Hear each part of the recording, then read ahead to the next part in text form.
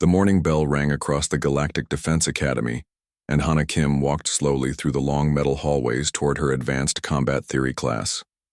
Her powered armor made soft humming sounds with each step, and the other students moved aside as she passed. Some looked at her with curious eyes while others whispered behind their hands or claws or tentacles. Hana was used to the stares by now. She was one of only 3 humans in the entire academy, and definitely the only one who never took off her armor. The sleek black and silver suit covered her from neck to toe and made her look bigger than her small frame really was. Other students called it bulky and unnecessary, but Hana never cared what they thought. The classroom was already half full when she entered and took her usual seat in the back corner. The desks were made for all different kinds of beings, so some were tall and thin, while others were wide and low. Hana's desk was human-sized, which made her feel even more out of place among the 46 other students. Jay Park waved at her from across the room. He was another human cadet, but unlike Hana, he wore the standard academy uniform like everyone else. His dark hair was cut short and neat, and he always smiled when he saw her. Jay was from Busan originally, and sometimes they spoke Korean together when no one else was listening. The third human was Min Lee, who sat near the front of the class.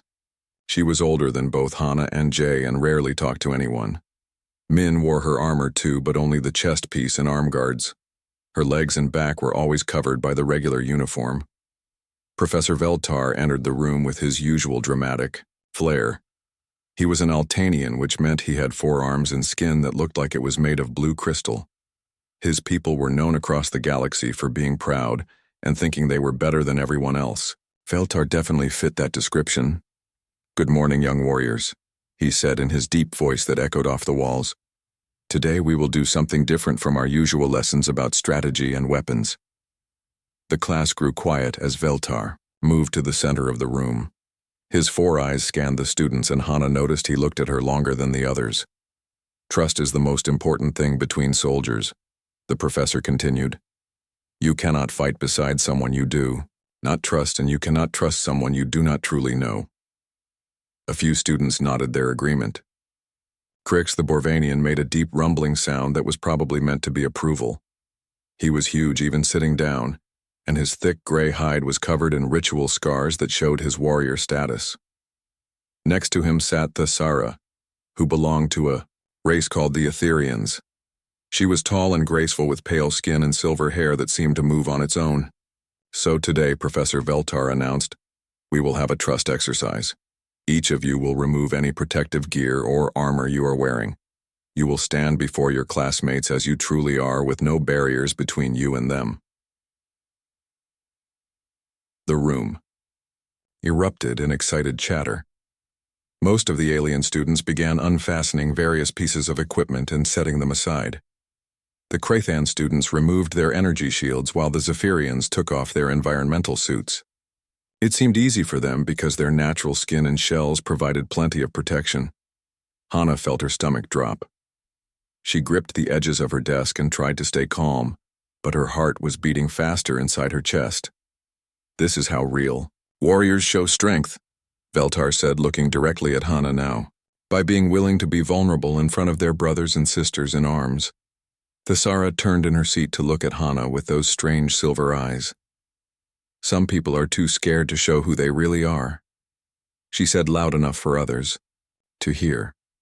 "They hide behind metal and circuits like children hiding behind their mothers."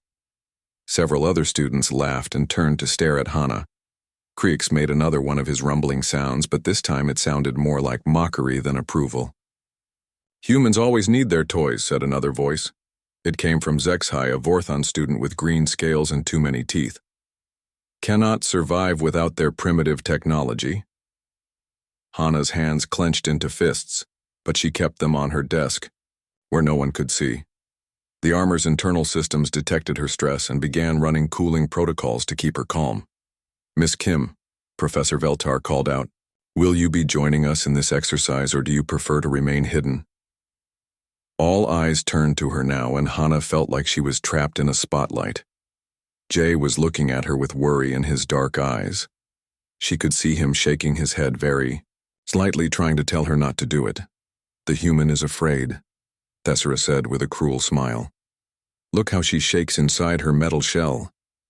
Maybe she is not really a warrior at all, Crix added, just a pretender playing dress-up. The laughter grew louder and more students joined in. Hana could hear them making jokes about weak humans and their dependence on machines. Her face grew hot with anger and embarrassment, but she forced herself to stay still. Professor Veltar raised one of his 4 hands for silence. Miss Kim, you have 30 seconds to decide. Either join the exercise or leave my classroom. I will not have students who cannot trust their fellow cadets. Hana's mind raced. She thought about getting up and walking out, but that would prove everything they said about humans being weak. She thought about refusing, but that might get her thrown out of the academy entirely. 3 years of training would be wasted, and she would have to return to Earth in shame. Jay caught her eye and whispered something in Korean that only she could hear. Don't do it. They don't understand what they are asking. But the pressure was building like steam in a pipe. Every alien face was turned toward her, waiting to see what the scared little human would do. Even the ones who had never spoken to her before were watching with curiosity or amusement. Min Lee turned around from her front row seat and looked at Hana with an expression that was hard to read. There was sadness there, and maybe recognition of something they both shared.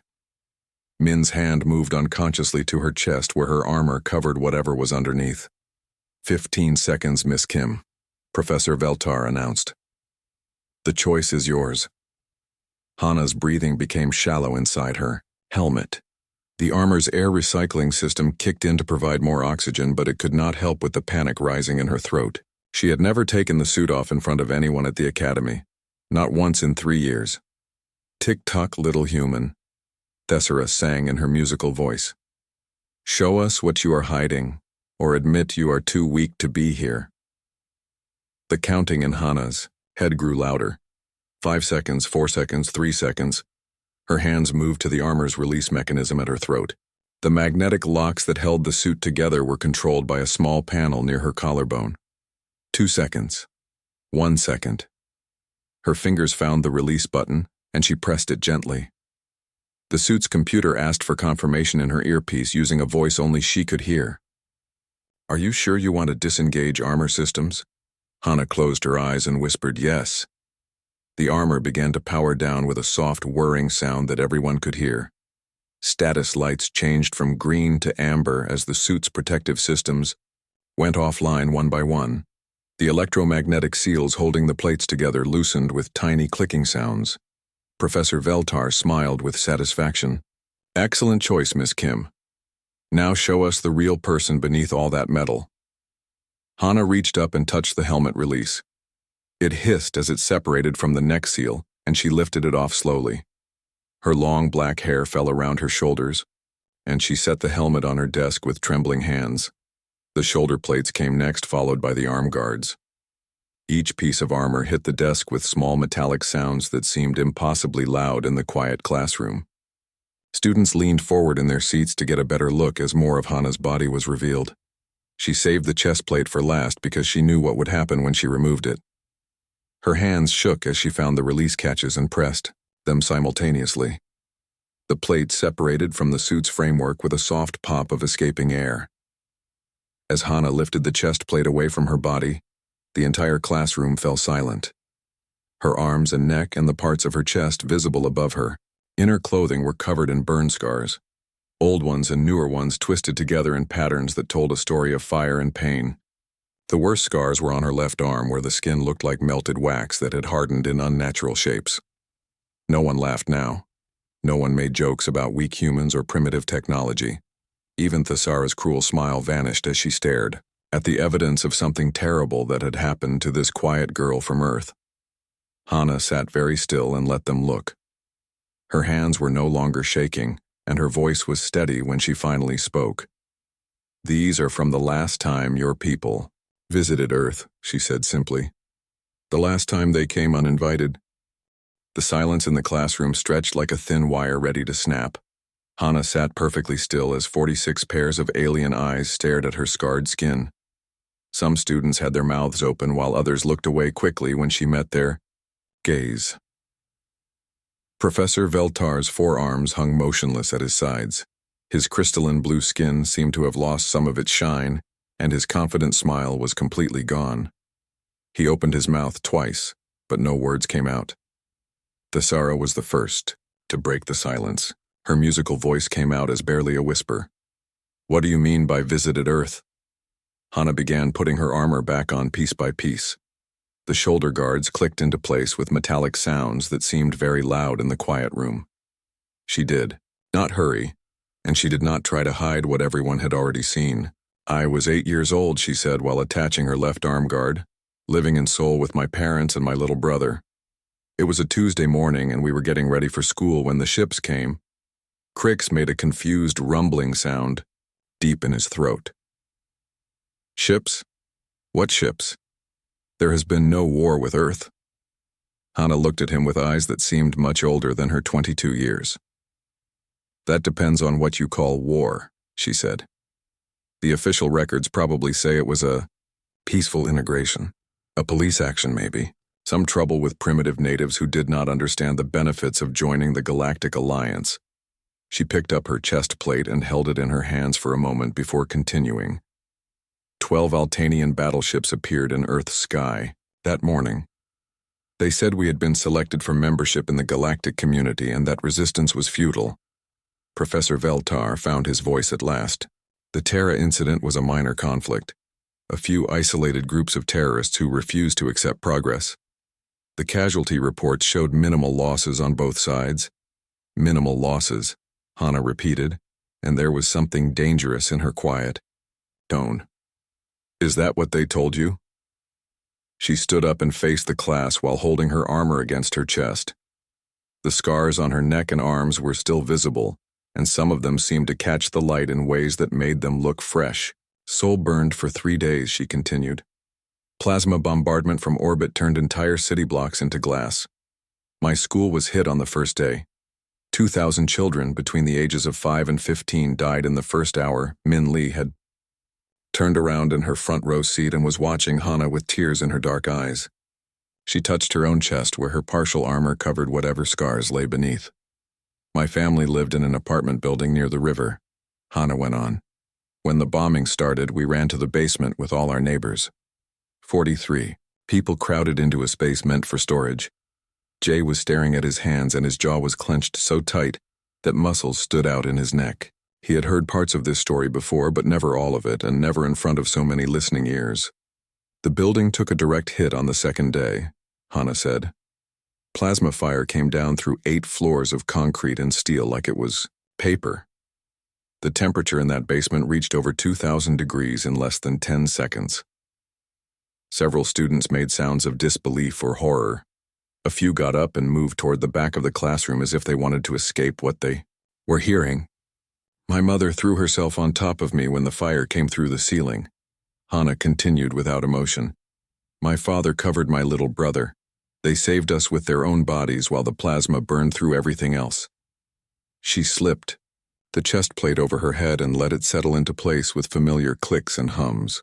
The armor systems came online one by one and status lights began glowing green again. "When the rescue teams finally dug us out 4 days later, they found 2 children still alive in a basement full of ash and melted metal," she said. "My brother died in the hospital 3 weeks later from his burns. I lived." Professor Veltar was shaking his head slowly. "The official casualty reports for the entire Terra operation listed fewer than 10,000 total deaths, military and civilian combined. The official reports lied," Min Lee said suddenly from the front of the room. It was the first time most students had ever heard her speak in class. "They always lie about the numbers." She stood up and began removing her own armor with quick, efficient movements. When she pulled off her chest guard, the students could see more burn scars across her back and shoulders. Older ones that had faded to white lines but still told their story. "I was in Busan when they came," Min said. 15 years old and working in my uncle's shop. The Borvanian ground forces landed there on the 3rd day of the fighting," Crix made another one of his rumbling sounds, but this time it was not mockery or approval. It sounded almost like pain. Min continued speaking while she put her armor back on. "They said they were looking for resistance fighters, anyone who had weapons or communication equipment. They used plasma charges to search buildings and plasma rifles to question civilians. That cannot be true, Thesera said, but her voice lacked its usual confidence. The Etherian archives show that Earth's integration was accomplished with minimal force. Your archives show what your leaders wanted them to show, Hana replied. The truth is that 1.2 billion humans died in the first year after your peaceful integration began. The number hit the classroom like a physical blow. Students looked at each other with confusion and growing horror. Some began pulling out their personal devices to search for information about the Terra incident.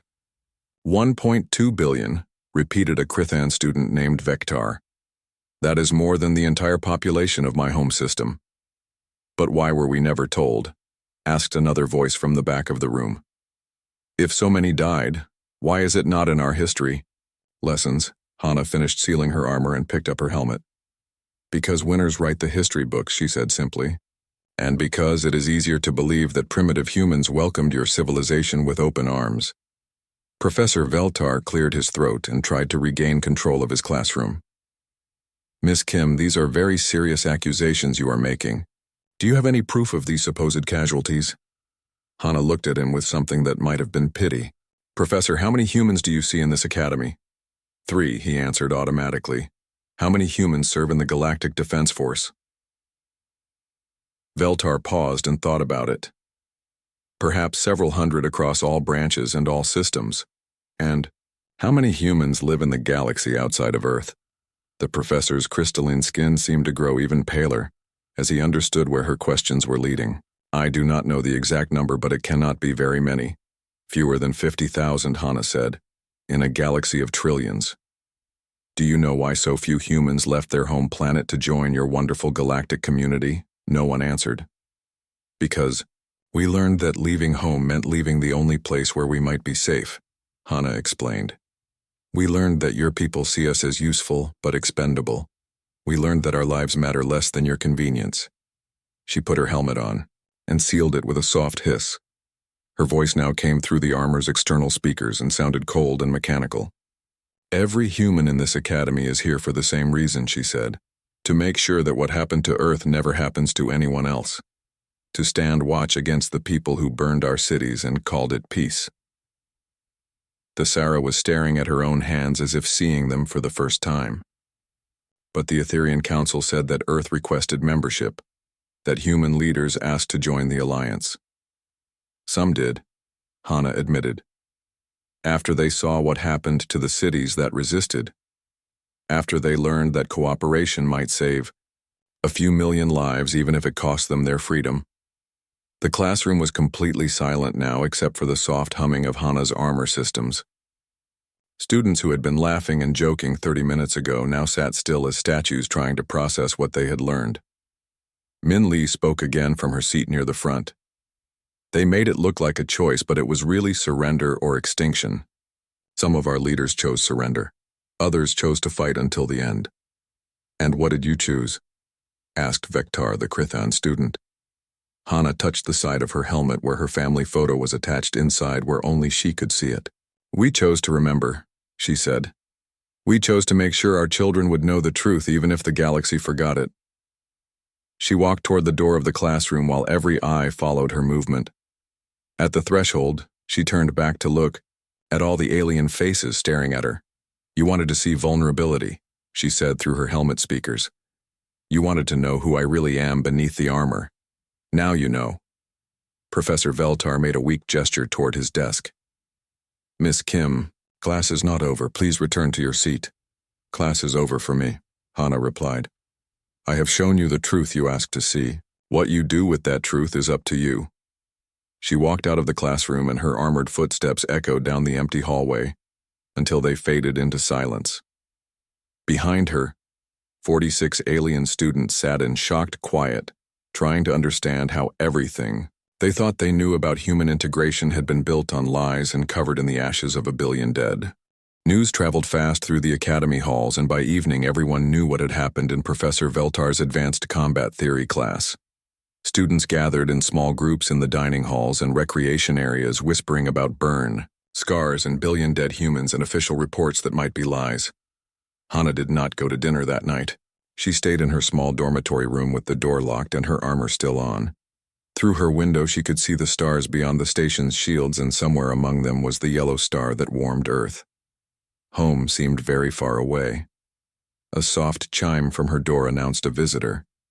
The identification panel showed Commander Zephon, the station director, standing in the hallway with 2 security officers behind him. Hana sighed and opened the door.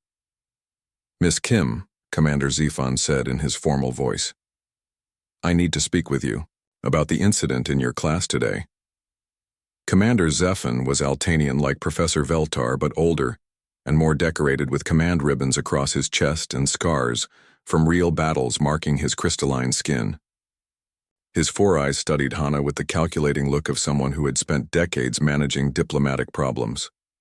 "There was no incident, sir," Hana replied, standing at attention. "Professor Veltar asked us to remove our protective gear for a trust exercise. I complied with his request, and in the process you made serious accusations about the Terra operation," Commander Zephon said. "Claims about casualty numbers that contradict official Alliance records." Hana met his gaze without flinching. "I shared my personal experience, sir. Nothing more." The commander gestured for his security officers to wait in the hallway and stepped into Hana's small room. It was decorated with very few personal items, just some books and a small Korean flag on the wall beside her bed. "Miss Kim, I understand that war creates painful memories," he said in a gentler tone. "Sometimes trauma can make those memories seem worse than they actually were. The mind has ways of protecting itself that are not always accurate. Are you saying, 'I imagined my parents dying to save me from plasma fire'?" Hana asked quietly. Commander Zephon's expression softened slightly. "I am saying that children often remember events differently than they actually happened, especially traumatic events." There was another chime at the door, and this time the identification panel showed Dr. Yoon Sik, the Academy's human liaison officer. Commander Zephon frowned and moved to block the doorway. "Dr. Yoon, this is a private conversation," the commander said, "between you and one of the 3 humans under my responsibility." Dr. Yoon replied calmly, "I believe that makes it my business as well." Dr. Yoon was older than most of the Academy staff, with gray hair and deep lines around his eyes that spoke of many difficult years. He wore a simple uniform without armor or weapons, but somehow he seemed more dangerous than many of the heavily armed alien officers. Commander Zephon reluctantly stepped aside and allowed Dr. Yoon to enter. The small room felt crowded with 3 people inside. "Commander, I assume you are here to convince Miss Kim that her memories are unreliable and that she should apologize for disrupting class," Dr. Yoon said. "I am here to prevent a diplomatic incident," Commander Zephon replied stiffly. "Several major Alliance members are demanding to know why their cadets are being exposed to anti-Alliance propaganda." Dr. Yoon smiled, but there was no warmth in it. "Anti-Alliance propaganda. Is that what we call the truth now?" "Dr. Yoon, I would advise you to be very careful with your words," Commander Zephon warned. "Your position here depends on maintaining good relations between Earth and the Alliance, my Q."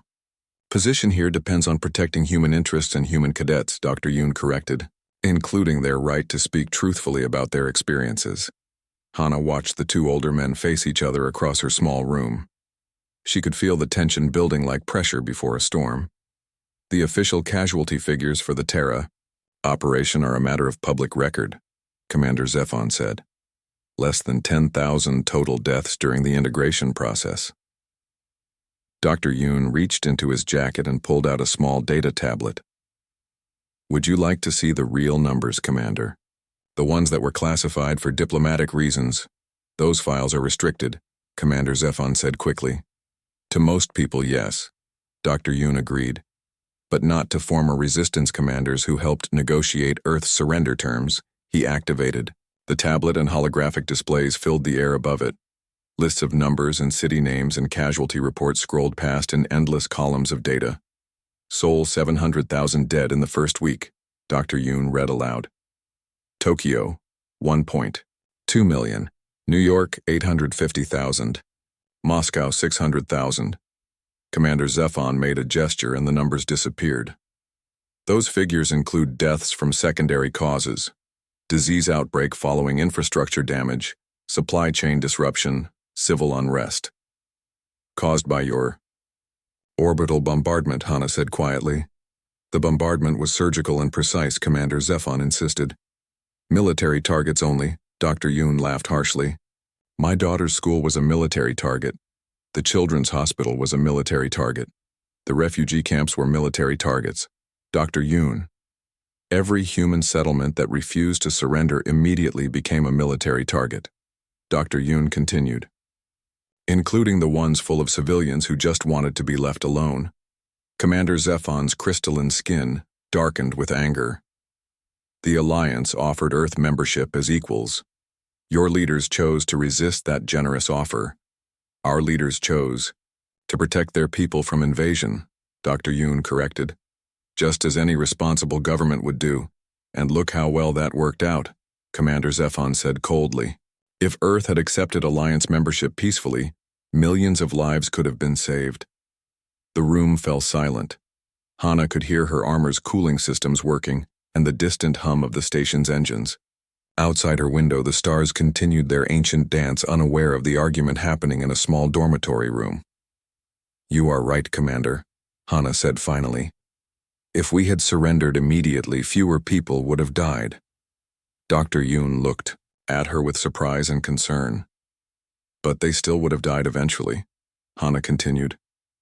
Just more slowly and quietly, where no one would notice or care. She moved to her small desk and opened a drawer filled with data chips and memory cards. These contained testimonies from human survivors across 12 worlds, stories that never made it into your official reports. Commander Zephon stepped forward. Miss Kim, I strongly advise you not to distribute classified materials. They are not classified, Hana replied. They are just ignored. She picked up one of the data chips and held it up to the light. This one is from Kepler 442b, where 300 human colonists were relocated after their original settlement was declared strategically important. Half of them died in the first year from diseases their new planet's atmosphere made them vulnerable. She selected another chip. This one documents the mining accident on Gliesa 667 that killed 87 human workers. The accident that happened because safety regulations for humans were considered too expensive to implement. Commander Zephon's 4 eyes narrowed. Industrial accidents happen everywhere, Miss Kim. They are not evidence of systematic persecution. How? About this one then, Hana said, picking up a third chip. Reports from human colonies that requested medical aid during plague outbreaks and were told that Alliance resources were needed elsewhere. Dr. Yoon nodded grimly. The Tau Ceti incident, I remember that one.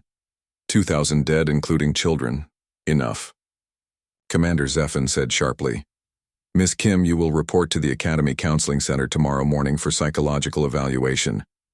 Dr. Yoon, you will ensure that no more classified materials are distributed to cadets. And if I refuse? Hana asked. Then you will be dismissed from the Academy and returned to Earth on the next transport. Commander Zephon replied. Hana was quiet for a long moment. Then she began removing her armor again, starting with her helmet. Commander Zephon and Dr. Yoon watched in confusion as she stripped away the protective plates and set them carefully on her bed. When her scars were visible again, she turned to face Commander Zephon directly. Look at me, she said. Really look at what your peaceful integration did to an 8-year-old child. Commander Zephon's gaze moved reluctantly across the twisted burn scars that covered her arms and neck. Some were old and faded, but others still showed traces of pink where the healing had been difficult. Now imagine that this happened to 1 billion other people, Hana continued. Children and parents and grandparents who never wanted to fight anyone but just wanted to live their lives in peace. She began putting her armor back on piece by piece. You can send me home, Commander. You can dismiss me and pretend this conversation never happened. But those scars will still be real. And those 1 billion dead will still be dead, and someday the truth will come out whether you want it to or not. Commander Zephon watched her seal the chest plate and activate the suit's systems. When she was fully armored again, she looked like a warrior instead of a scarred young woman. The Academy's mission is to train defenders of galactic peace, he said finally. Not to relitigate old conflicts. The Academy's mission is to prevent wars, Hana corrected.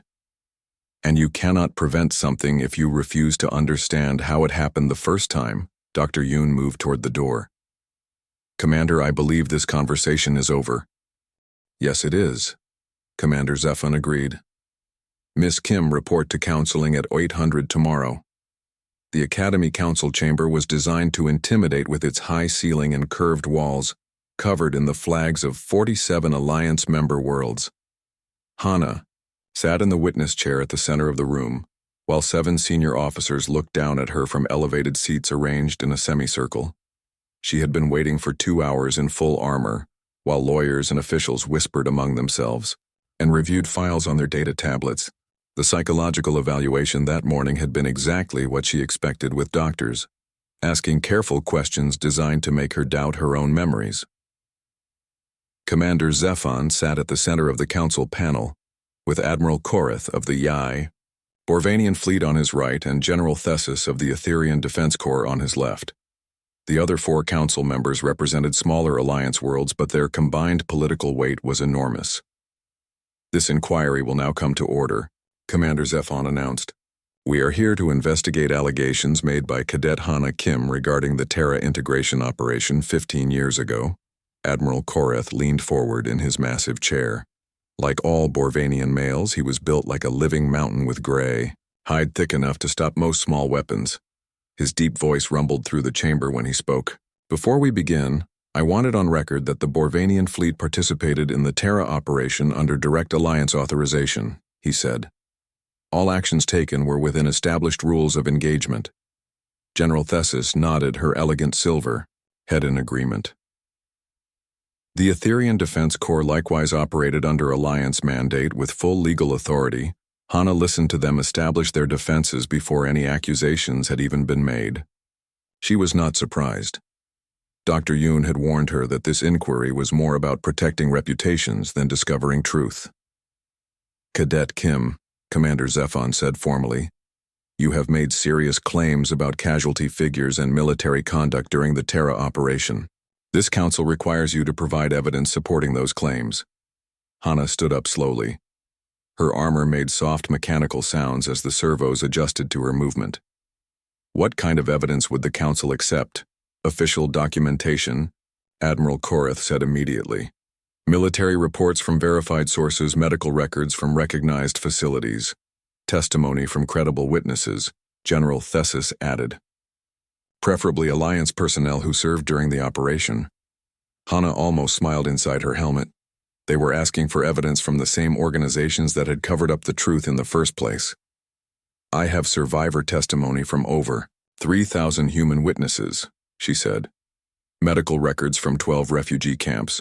Communication logs from orbital bombardment operations. Commander Zephon waved one of his 4 hands dismissively. Human witnesses cannot be considered reliable sources due to obvious bias. The medical records you mention are not from Alliance-approved facilities, and the communication logs were classified as state secrets immediately after the operation, General Thesis said. Their release would violate several Alliance security protocols. The chamber doors opened with a soft hiss and General Thane Park entered wearing the dark blue uniform of Earth Defense Command. He was a tall man with silver hair and scars across the left side of his face that looked very much like the ones Hana carried. Every alien officer in the room tensed as he walked to the witness stand. General Park, Commander Zephon said carefully, your presence here was not requested. My niece requested it. General Park replied in a voice that carried authority despite its quiet tone. As is her right under Alliance military regulations, Admiral Korath's gray hide darkened with what might have been anger or fear. General, your service record shows significant involvement with human terrorist organizations during the Terra operation. My service record shows that I fought to defend my homeworld from invasion, General Park corrected. Which is what any loyal soldier would do in similar circumstances. He moved to stand beside Hana's chair and placed one hand on her armored shoulder. My brother and his wife died protecting their children in a Seoul basement during the 3rd day of bombing. Hana was 8 years old when Alliance plasma fire burned half her body. The sole incident was an unfortunate accident, General Thesis said quickly. A single targeting error that resulted in civilian casualties. General Park reached into his uniform jacket and pulled out a data tablet similar to the one Dr. Yoon had shown Commander Zephon. This contains the actual bombardment orders for Seoul, signed by Admiral Velnash of the Altanian Third Fleet. He activated the tablet, and holographic text appeared in the air above it. The orders were written in formal military language, but their meaning was clear. Any structure showing signs of resistance activity was to be destroyed immediately without regard for civilian presence. Military necessity required decisive action, Commander Zephon said, but his voice lacked conviction. Military necessity, General Park repeated. Is that what you called burning a children's hospital because someone reported seeing signal lights from the roof? The council members shifted uncomfortably in their elevated seats. This was not going according to their careful plan to discredit one traumatized cadet. General Park, the past cannot be changed, Admiral Korath said. We must focus on building a better future rather than relitigating old conflicts. You cannot build a better future on a foundation of lies, Hana said suddenly. Every day this academy trains new officers to defend galactic peace, but none of them know how that peace was really achieved. She gestured toward the flags on the chamber walls. 47 worlds represented here, and every single one joined the Alliance through negotiation or invitation. Everyone except Earth. Earth was offered membership on the same terms as everyone else, General Thesis protested. Earth was offered membership after you demonstrated what would happen if we refused, General Park corrected. After you turned 3 of our largest cities into glass as an example to the others. Commander Zephon's crystalline skin had grown pale during the testimony. The Council recognizes that mistakes were made during the Terra operation, but those mistakes do not invalidate the overall success of human integration into galactic society. Success, Hana said, and there was something dangerous in her quiet voice. You call it success when barely 50,000 humans have left Earth in 15 years. You call it success when human colonies suffer twice the mortality rate of any other species. She began walking slowly around the witness stand, while the council members tracked her movement. You call it success when human cadets wear armor to classes because they learned early that protection is something they have to provide for themselves. The Alliance provides equal protection to all member species, Admiral Korath insisted. Equal protection, Hana repeated. Like the protection you provided to the mining colony on Kepler 438b when they requested medical aid during the plague outbreak. General Thesis leaned forward in her chair. That incident was reviewed by Alliance Medical Command. The decision to redirect supplies was based on strategic necessity. The decision to let 2,000 humans die was based on the fact that human lives are considered less valuable than alien convenience, Hana shot back. The chamber fell silent except for the soft hum of air recycling systems. The council members looked at each other with expressions ranging from guilt to anger to confusion.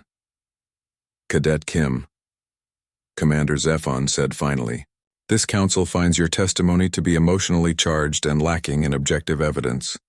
We recommend that you undergo extended psychological counseling and consider transfer to a less demanding training program. I decline both recommendations, Hana replied immediately. Then you will be dismissed from the Academy effective immediately, Admiral Korath announced. Transport to Earth will be arranged within 48 hours, General Park stepped forward. Admiral, I invoke Article 12 of the Alliance Military Justice Code. Any cadet facing dismissal has the right to trial by combat if they believe the charges against them are unjust. The council members looked shocked. Article 12 was an ancient provision that had not been used in over 50 years. General, that regulation applies only to cases involving criminal conduct, Commander Zephon protested. This is an administrative matter. This is a matter of honor, General Park corrected. My niece's honor and the honor of every human who died during your peaceful integration. He turned to address the entire council. She claims that human integration was accomplished through genocide and systematic oppression.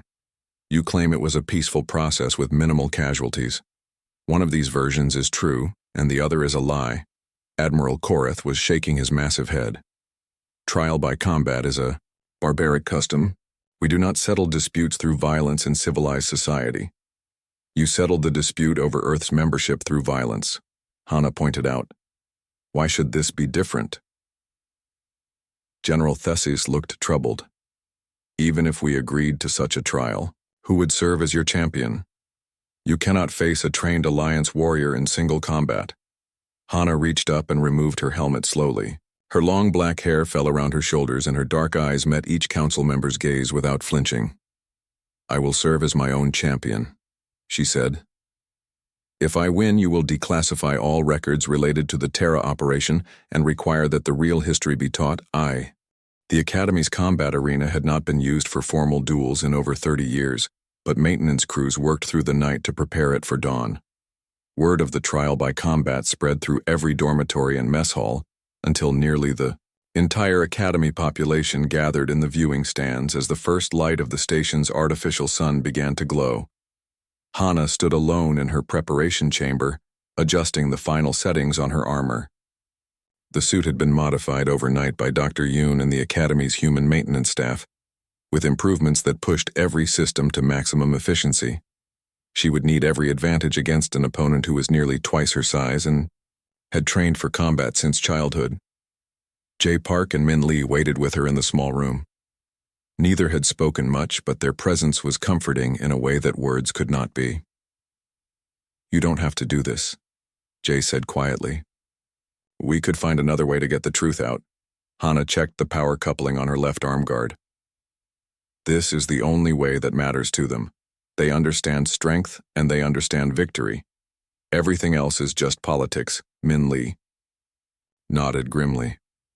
The Borvanian culture is built on combat trials. If you defeat their champion, they will have to respect the outcome even if they hate it. And if I lose, then we continue the fight in other ways, Min replied. But you won't lose. There was a chime at the door and General Park entered carrying a long case made of polished metal. He set it on the preparation table and opened it carefully to reveal a sword unlike anything Hana had ever seen. The blade was forged from some kind of dark metal that seemed to absorb light rather than reflect it. The handle was wrapped in leather worn smooth by many hands and inlaid with symbols that looked Korean, but were somehow older than any writing she recognized. This belonged to your grandfather, General Park said. He carried it during the last days of the resistance when we still thought we could win through conventional fighting. Hana lifted the sword from its case and was surprised by how perfectly balanced it felt in her armored hands. The blade was sharp enough to cut through most materials, but its real power came from what it represented. He would be proud of what you are doing today, General Park continued. Standing up to bullies who think might makes right. The arena's warning bells began to ring, indicating that combat would begin in 10 minutes. Hana attached the sword to her armor's magnetic harness and checked her other weapons one final time. The combat arena was a circular space 50 meters across with high walls to protect the spectators and energy shields to contain any stray weapons. Fire. As Hana entered through the competitor's gate, she could see hundreds of alien faces looking down at her from the viewing stands. Champion Creeks was already waiting at the center of the arena. He wore traditional Borvanian combat armor, made from overlapping metal plates that covered his massive frame from head to toe. In his right hand, he carried a war hammer large enough to crush a small vehicle, while his left held an energy shield that crackled with defensive fields. Commander Zephon stood at the judge's platform with the other council members beside him. His voice echoed through the arena as he announced the terms of combat. This trial will be decided by surrender, death, or incapacitation of one combatant, he declared.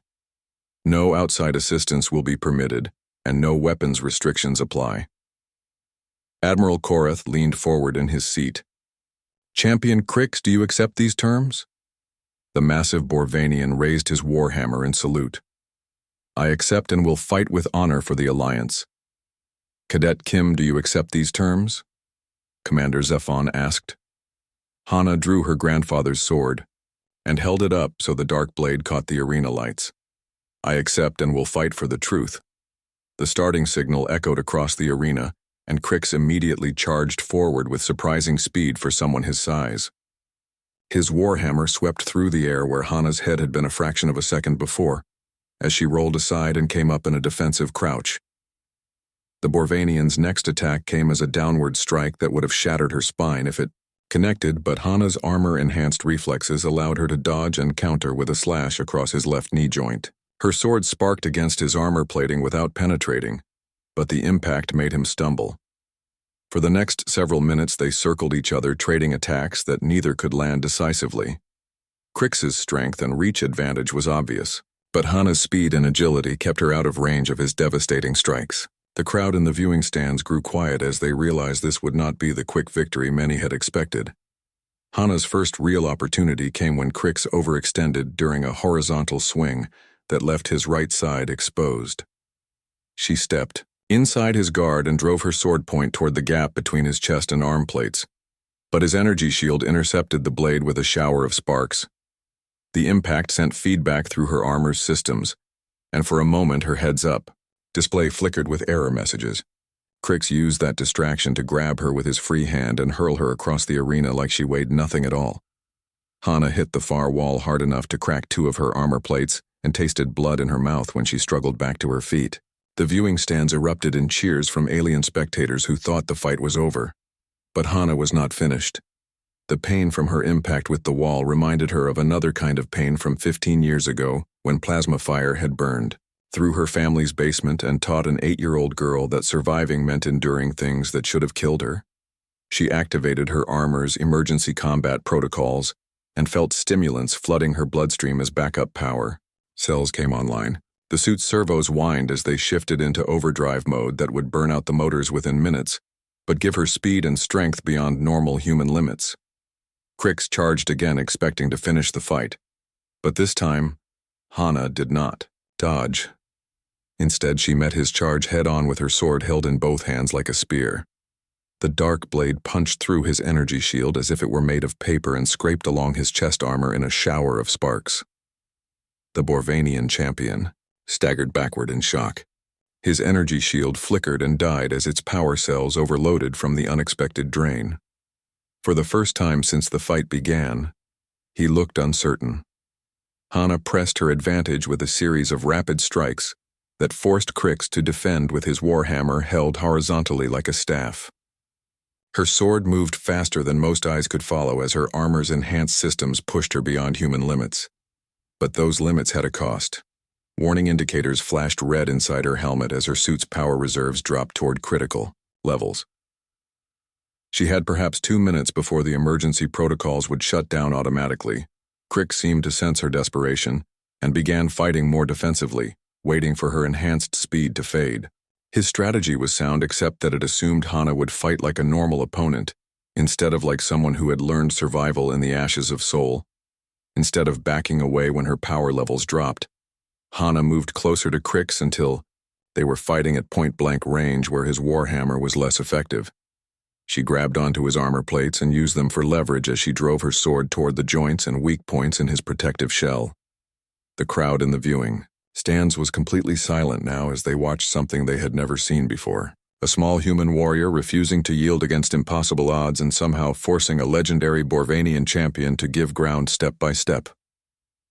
Hana's armor was failing piece by piece as its systems overloaded, but she ignored the warning signals and kept fighting. Her left arm guard seized up completely and her helmet display went dark, but she could still see and move and strike. The end came suddenly when Crix made a mistake that would have been impossible against a normal opponent. Expecting Hana to retreat when her armor systems failed, he committed to a massive overhead strike that left him completely exposed for nearly 2 seconds. Hana stepped inside the arc of his descending warhammer and drove her grandfather's sword up through the gap beneath his chin, where no armor protected the vulnerable joint between helmet and chest plate. The dark blade penetrated deep enough to touch vital systems, and Crix froze as his suit's medical sensors detected critical damage. The arena fell silent, except for the sound of Hana's labored breathing inside her damaged helmet. She stepped back and let her sword drop to point toward the ground as Crix slowly sank to his knees. "I yield," the Borvanian champion said in a voice full of respect rather than shame. The victory is yours, warrior. Commander Zephin stood up at the judge's platform, looking like he had aged 10 years in the past 30 minutes. The combat trial is concluded.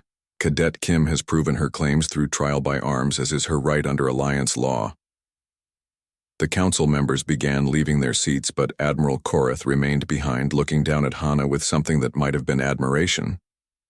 "What will you do now?" he asked. "You have won your victory, but changing the galaxy's mind about history will be much harder than defeating one champion."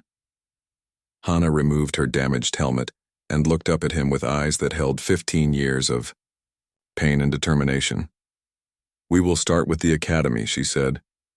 "Every cadet who graduates from here will know the real cost of the peace they are sworn to protect."